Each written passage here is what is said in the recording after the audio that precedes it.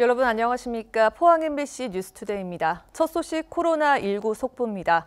대구와 영천에 이어 청도에서도 주민 2명이 코로나19 확진 판정을 받았습니다. 50대 남성인 이들은 청도의 한 병원에 입원 중이었다가 어젯밤 10시쯤 포항의료원에 이송된 뒤 확진 판정을 받았습니다. 이번 조치는 질병관리본부의 결정에 따른 것으로 포항의료원은 음압병실을 갖춘 도지정 감염병 관리기관입니다. 포항시는 포항의료원 일반 병동을 소독하고 인근 지역을 방역하는 한편 만일의 상황에 대비해 비상 대응 조치를 준비하고 있다고 밝혔습니다. 오늘 미세먼지에 대한 걱정 크게 안 하셔도 되겠으나 곳곳에 나쁨 수준의 농도가 나타날 가능성이 있습니다. 낮 최고 기온은 14도까지 치솟으면서 포근하겠습니다. 토요일 오전에는 비 예보가 들어 있습니다. 안수진 기상캐스터입니다. 추위가 풀리니 미세먼지에 대한 걱정이 앞서시죠. 오늘 우리 지역으로는 초미세먼지 농도 보통 수준이 예상되고요. 이 곳곳에는 나쁨 수준의 농도가 나타날 가능성이 있습니다. 이 미세먼지가 아니라도 개인 위생을 위해서 외출 시에는 꼭 마스크를 착용해 주시기 바랍니다. 오늘 하늘 표정 맑은 가운데 낮 최고 기온 14도까지 치솟으면서 포근한 하루가 예상됩니다. 다만 낮과 밤의 일교차가 10도 이상 크게 벌어지기 때문에 이 큰 일교차에 주의하셔야겠습니다. 경북 동해안으로는 대기가 무척 건조합니다. 불씨 관리에 각별히 신경 쓰시기 바랍니다. 이어서 자세한 지역별 날씨 알아보겠습니다. 오늘 맑은 하늘이 펼쳐지겠습니다. 낮 최고 기온 울진 11도, 영덕 12도, 포항 13도, 경주가 14도입니다. 울릉도와 독도의 하늘은 오후가 되면서 맑아지겠습니다. 한낮 기온 울릉도와 독도 9도입니다. 동해상으로도 오후부터 맑아지는 가운데 바다의 물결은 동해 전해상에서 최고 2m까지 일겠습니다. 당분간 기온이 평년 수준을 크게 웃돌면서 포근함이 감돌겠고요. 이 토요일 오전에는 한 차례 비 예보가 들어 있습니다. 날씨였습니다. 사용 후 해결료 공론화에 대한 의견 수렴 범위를 두고 월성원전 인근 지자체인 포항과 울산 지역 시민단체들이 반발하고 있습니다. 이들은 의견 수렴 범위를 방사선 비상계획구역으로 확장해 주민투표를 실시해야 한다는 청원서를 정부에 전달했습니다. 임재국 기자가 보도합니다. 정부는 원자력 발전소에서 나오는 핵폐기물 관리 정책 결정을 위해 지난해 5월 사용 후 해결료 재검토위원회를 출범시켰습니다. 이후 경주시는 지역 실행 기구를 구성했고 원자력 안전위원회가 월성원전 내 맥스터 증서를 승인하자 의견 수렴에 들어갔습니다. 하지만 의견 수렴 범위를 두고 월성원전 인근 울산과 포항 지역의 반발이 커지고 있습니다. 울산 지역 시민단체는 방사선 비상계획구역에 울산 북구를 비롯해 100만여 명의 시민이 거주하고 있지만 논의에서 배제되고 있다고 주장했습니다. 특히 월성원전의 영향권에 있는 울산 북구 주민 11,000여 명의 서명을 받아 주민투표를 통해 원전 정책을 결정하라는 청원서를 산업부에 전달했습니다. 그래서 인근 20km 반경 있는 울산 북구 주민들의 목소리를 정확하게 듣고 그것을 반영하는 절차를 거쳐서 하라는 게 저희들의 요구입니다. 포항의 환경단체도 방사선 비상계획구역 안에 포항시 남구 지역이 상당수 포함되어 있지만 맥스터 증설 등 원전 정책 결정에서 여전히 배제되고 있다고 밝혔습니다. 방사능 방제구역에 포항시 남구도 당연히 들어가기 때문에 포항 시민들이 월성원전과 관련한 여러 가지 시설이나 방제 대책이나 이런 부분에도 반드시 참여하는 게 필요합니다. 이에 대해서 경주시는 맥스터 증설 등에 대해선 사용 후 해결료 재검토위원회와 협의를 통해 지역 실행기구가 정당한 의견 수렴 절차를 거친다고 밝혔습니다. 이 월성 지역 실행기구에서는 의견 수렴 범위를 원전 반경 5km에 속한 기초자치단체로 한다 이렇게 결정을 했습니다. 그리고 현재 결정한 사항에 대해서 재검토위원회에 이미 통보를 완료한 상황입니다. 사용 후 해결료 재검토위원회 출범 이후 의견 수렴 범위를 두고 논란이 커지고 있어 맥스터 증설 등 원전 정책 결정에도 갈등이 지속될 것으로 보입니다. MBC 뉴스 임재욱입니다. 대구 경북에서 하루 새 코로나19 확진자가 18명이 추가로 확인되면서 지역사회 감염이 시작됐다고 전문가들은 설명하고 있습니다.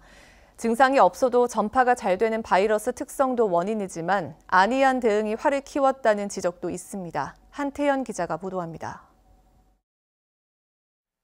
어제 대구와 경북에서 판명된 코로나19 확진자 18명 가운데 14명은 31번째 확진자와 같은 신천지 교회 출신입니다. 나머지 확진자 4명 가운데 1명은 31번 확진자가 최근까지 다닌 새로 난 한방병원에서 나왔고 3명은 연관성을 확인하고 있습니다. 집단 발병의 원인은 코로나19 바이러스의 특성 때문입니다. 무증상이라는 표현이 틀린 건 아니지만 가벼운 증상이나 잘 모르는 증상일 때도 전파가 되니까 모른 채로 주의하기가 좀 어려운 것 같습니다. 뚜렷한 증상이 나타났는데도 병원을 초기에 찾지 않아 화를 키웠다는 의심을 받고 있는 31번 확진자의 태도도 문제입니다. 저희들이 환자한테 계속 검사를 2번이나 권유했거든요. 가라고. 그런데 그 환자가 거부를 했으니까. 감염 확진자가 하루 새 10명 넘게 늘어나면서 이미 대구는 지역사회 감염 단계라고 전문가는 지적하고 있습니다. 집단에 감염자가 들어가고 그 감염자에서 증폭되고 그게 또 바깥으로 나오고 그게 그 지역사회 감염을 이게 더 빨리 퍼뜨리게 되는 그런 순간에 도착돼 있다라고 보는 거죠. 집단 발병을 한 대구 신천지 교회에 하루 수백 명 신도가 방문한 점으로 미뤄 얼마나 많은 확진자가 더 나올지는 알 수 없는 상황. 31번이 그랬을 수도 있지만 그렇지 않고 한꺼번에 나오는 모양을 보면 그 외에 그 안에 벌써 많은 전파자가 있고 모여 있으니까 그 특성상 일 수도 있고 두 가지 다 가능성이 있겠죠. 밀폐된 공간에서는 공기 중으로도 쉽게 전파가 된다고 알려졌지만 이를 무시하며 집단 활동을 해온 신천지 대구 교회와 의료진마저 무시한 31번 확진자의 태도는 코로나19에 대한 안일한 인식을 보여준 사례입니다. MBC 뉴스 한태연입니다. 앞서 보신 것처럼 코로나 확진자가 무더기로 쏟아진 대구는 큰 충격에 빠졌습니다.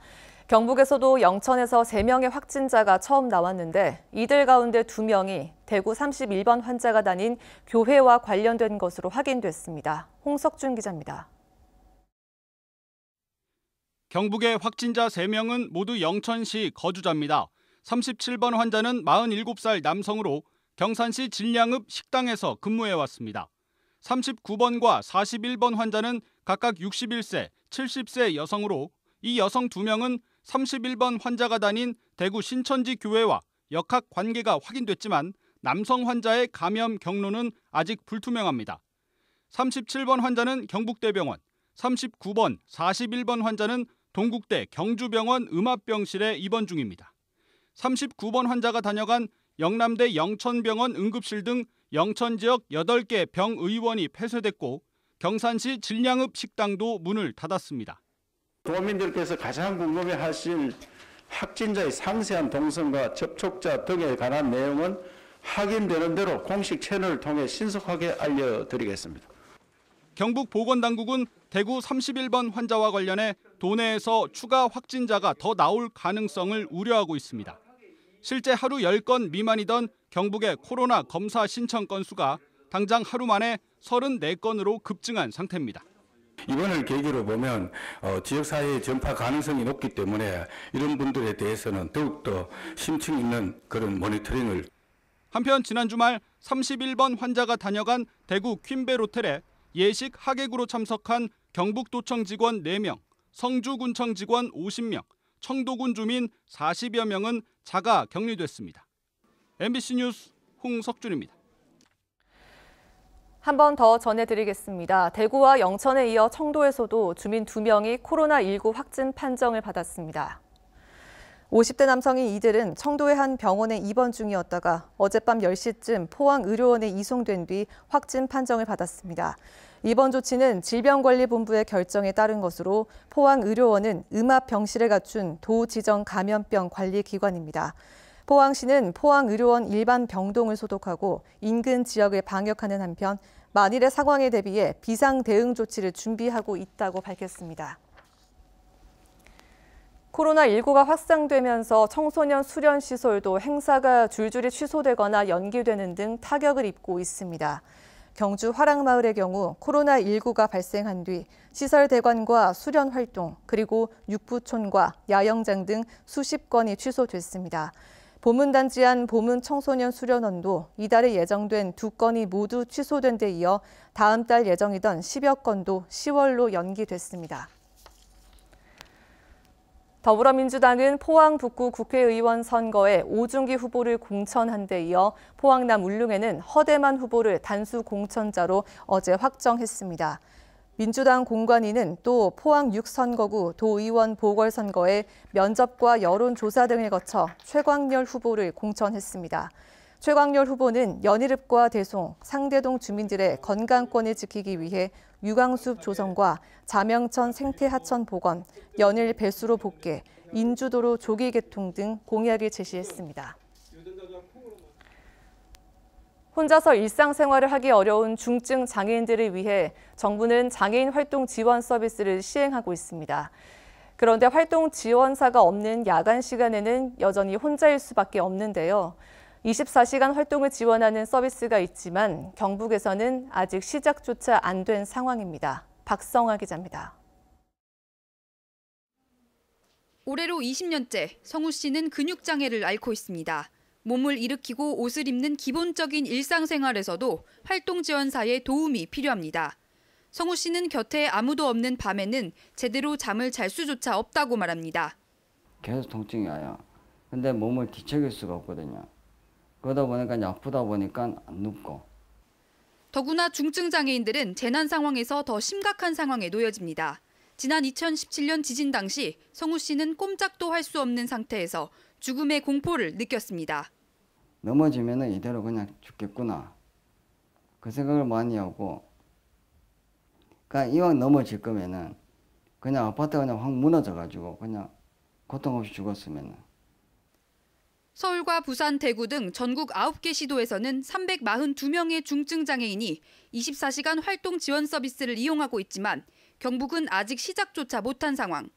지원 대상과 지원 시간을 비롯해 지원 여부 자체도 지자체의 재량에 맡겨져 있기 때문입니다. 지자체에서 재량 여건에 따라서 자율적으로 실시하는 게 바람직하다라고 결론이 나서 24시간으로 돌리는 거는 지자체에서 대상자 결정이랑 지원 시간 이런 것들은 지자체 자체적으로 하고 있어요. 이 때문에 경북에서도 24시간 활동 지원 서비스가 시급히 도입돼야 한다는 목소리가 높아지고 있습니다. 활동지원 24시간 제도는 중증 장애인분들의 목숨과도 같기 때문에 야간 시간의 안전과 또 일상생활을 영위하기에는 꼭 필요한 제도입니다. 경상북도는 보건복지부와의 협의와 내부 검토를 거쳐 올해 안에 24시간 활동 지원을 실시할 계획이라고 밝혔습니다. MBC 뉴스 박성아입니다. 경북 동해안 지역의 실물 경제가 여전히 부진한 것으로 나타났습니다. 지난해 12월 포스코 조강 생산량은 147만 7천 톤으로 전년 동월 대비 2.9% 늘었지만 포항 철강산단의 전체 생산액은 11.9% 감소해 경제가 전반적으로 부진했습니다. 제조업 설비 투자 기업 경기 실사 지수는 92로 전월에 비해 1포인트 상승하는 데 그쳤고 건축 허가 면적은 전년 동월 대비 80.5% 감소했으며 아파트 매매 가격은 2016년 하반기 이후 하락세가 지속됐습니다. 포항 지열발전소 시추기가 해외에 매각됐습니다. 포항시에 따르면 시추기 본체와 머드펌프, 비상용 발전기 등 지상장비 소유자인 신한캐피탈은 지난 13일 인도네시아 업체에 160만 달러, 약 19억 원에 매각됐습니다. 포항시는 철거 기간을 1개월 정도로 예상하고 시민 정서를 고려해 산업통상자원부의 진상조사위원회의 조사가 완료될 때까지 철거를 보류해 줄 것을 요청했습니다. 한편 지열발전소 땅은 기업 회생을 신청한 넥스지오가 시추기 등 지상 장비는 투자자인 신한캐피탈이 소유하고 있습니다. 한국농어촌공사 영덕 울진지사는 올해 385억 원을 투입해 농업용수 공급 등 농업 경쟁력 강화 사업을 추진합니다. 주요 사업은 저수지 축조와 노후 수리시설 정비 등이고 특히 2년 연속 태풍 피해를 입은 만큼 재난 대응 체계를 강화하기로 했습니다. 이와 함께 71억 원을 들여 전업 또는 청년 농업인에게 농지를 지원하는 맞춤형 사업과 부채 농가의 경영 회생 사업 농지 연금 사업도 추진할 계획입니다. 어제 오후 3시 40분쯤 경주시 안강읍 안강시장에서 30살 남성 A씨가 몰던 승용차가 상점으로 돌진했습니다. 이 사고로 상점 앞 노점에서 물건을 팔던 53살 여성 김모 씨가 차에 치여 병원으로 옮겨졌지만 숨졌습니다. 경찰은 운전자를 대상으로 운전 부주의로 사고가 발생했는지 여부를 조사하고 있습니다.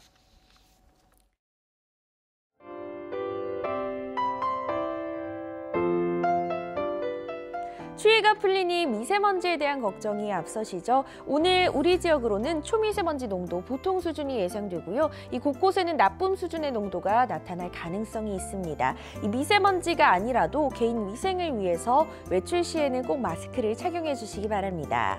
오늘 하늘 표정 맑은 가운데 낮 최고 기온 14도까지 치솟으면서 포근한 하루가 예상됩니다. 다만 낮과 밤의 일교차가 10도 이상 크게 벌어지기 때문에 이 큰 일교차에 주의하셔야겠습니다. 경북 동해안으로는 대기가 무척 건조합니다. 불씨 관리에 각별히 신경 쓰시기 바랍니다. 이어서 자세한 지역별 날씨 알아보겠습니다. 오늘 맑은 하늘이 펼쳐지겠습니다. 낮 최고 기온 울진 11도, 영덕 12도, 포항 13도, 경주가 14도입니다. 울릉도와 독도의 하늘은 오후가 되면서 맑아지겠습니다. 한낮 기온 울릉도와 독도 9도입니다. 동해상으로도 오후부터 맑아지는 가운데 바다의 물결은 동해 전해상에서 최고 2m까지 일겠습니다.